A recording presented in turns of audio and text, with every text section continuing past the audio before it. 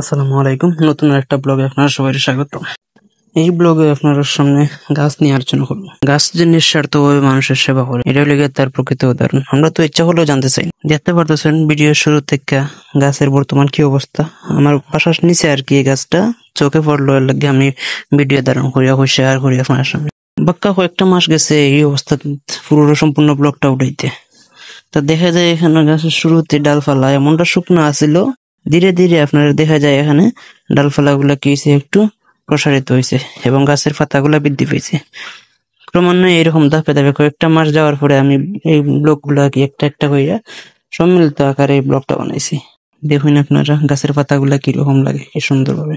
প্রথম রোগা একেবারে আসিল, মরা অবস্থায় আসিল, কোন সময় বৃষ্টি কোন সময় রোদ, এইরকম সবকিছু উপেক্ষা করে সবুজ শ্যামল ভাবে এটা খাড়াই উঠছে গাছটা। নিঃস্বার্থ ভাবে আমরা এখান থেকে বাতাস পাই, অক্সিজেন পাই। হচ্ছে আমরা তো মানতে রাজি না।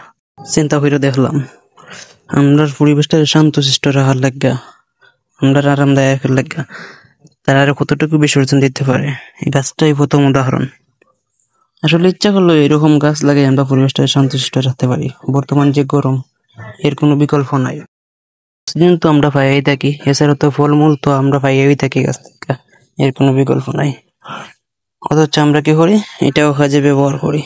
আমার চোখের সামনে দেখলাম লেগা বাস্তব চিত্রটা উঠাইয়া তুললাম যে কিভাবে মরা ডাল থেকে এই শুকনো পাতা জড়াইতে পারে। আশা করি আপনারা সবার কাছে ভালো লাগবে। আমার পেজটা লাইক কমেন্ট শেয়ার করে ফলো করে রাখবা। ধন্যবাদ।